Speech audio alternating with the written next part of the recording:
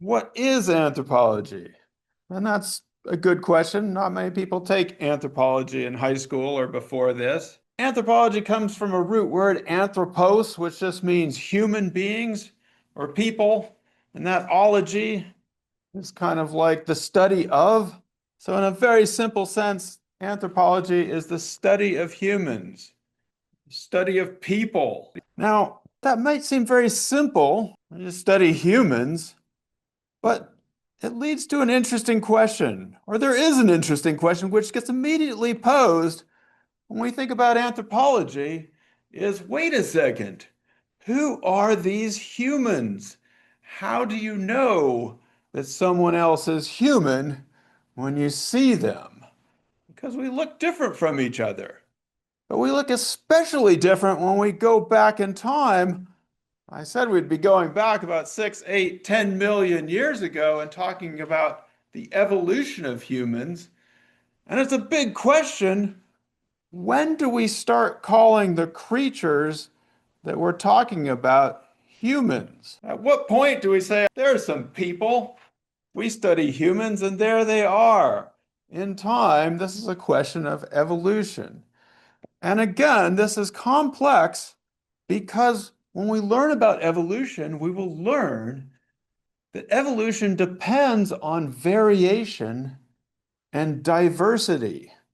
You've probably all heard of natural selection, Darwin and stuff, but people usually don't emphasize enough how much evolution doesn't work unless there's diversity or variation in the population.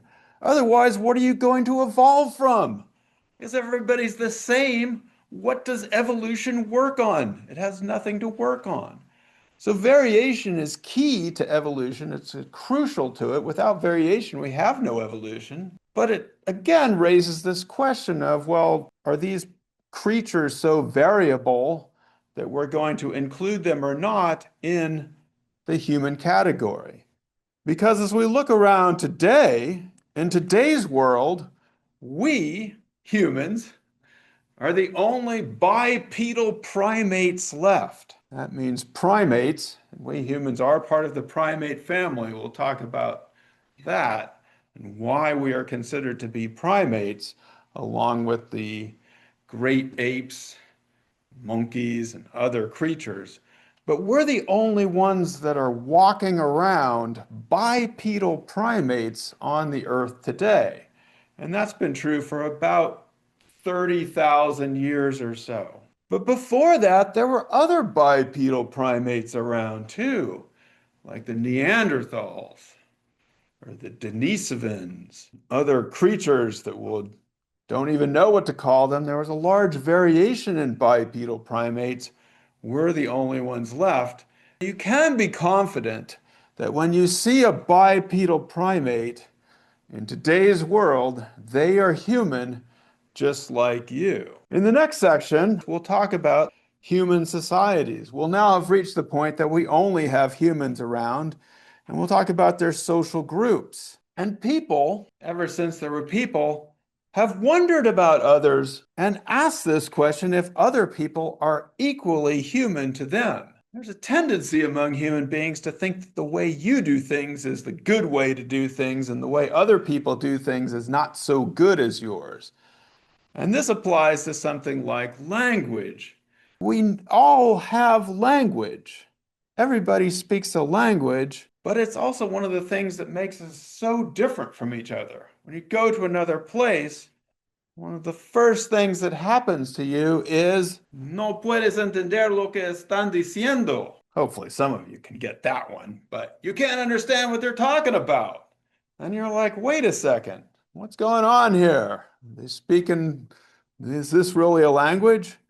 One of the other things we'll read about after language is food. And again, we all need to eat, but we eat so many different things. Is that a good thing to eat? Is that a good thing for humans to eat? Social organization. We're talking about human settlements, and we'll talk about some of the archaeology here and how people produce different things. And everybody is organized in different ways. Everybody has social organization, but we do it in very different ways. We start talking about ideas about gender and sexuality. Obviously, to be human, you have to reproduce, and all human beings have ideas about sex and gender and those things. But boy, oh boy, does this freak people out. Different ideas about gender and sexuality. And anthropology shows us that people have had all kinds of ideas about gender and sexuality for hundreds of thousands of years. Things that freak people out today, nothing compared to what's gone on in human history. Kinship, who you get married to. Everybody has ideas about who you should marry and who you shouldn't marry. People get very upset about these things. And we'll be talking about rituals like how to bury your dead and what to do with them. Again, we all have rituals in human society, but people get very upset or very excited or very down. They get down on other people for doing things different.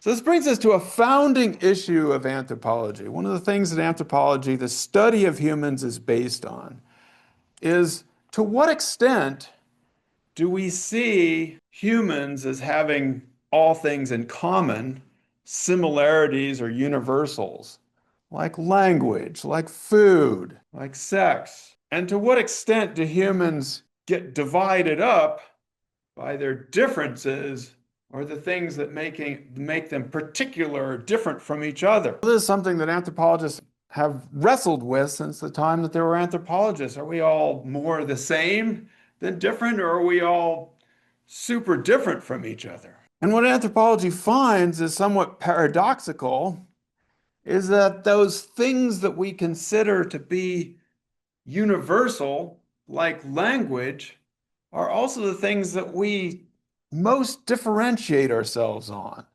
Again, we all need to eat, we all need to wear clothes, but that's something that we are going to think about and think makes us different and maybe makes somebody else differently human than us. They're speaking a different language. Is that real talk, or is that just something that doesn't make sense? There's been a common tendency among human beings, especially among certain human beings, which we call ethnocentrism. Ethno is also the root word for ethnic, related to the idea of an ethnic group. But ethnocentrism is the idea that your way of doing things, your way of speaking, your way of eating, your way of marrying, your way of organizing your society is the right way to do things, and that everyone else is probably wrong or backwards or inferior or maybe not even human if they're not doing things the way that you think they should be done. Anthropology tries to counter this with something that we call cultural relativism, which is the idea that what these things are, food, language, ideas about gender, social organization, are all things that we learn, and we all have them, and we have them in a particular way. And we need to understand why people are doing things not out of superiority and inferiority, or human and not so human, but from people's own point of view, from their own culture. Now, that doesn't mean everything is right in the world, but it's an effort to understand other people from their own point of view before we make a judgment on them. When we go through these things like language, like sex, love, and marriage, like the rituals people have for death, dying, and the dead, we're going to try and get out of the framework that considers that there's only one way or a right way to do these things, and we're going to look at them from ways in which we're trying to understand other people from their own point of view.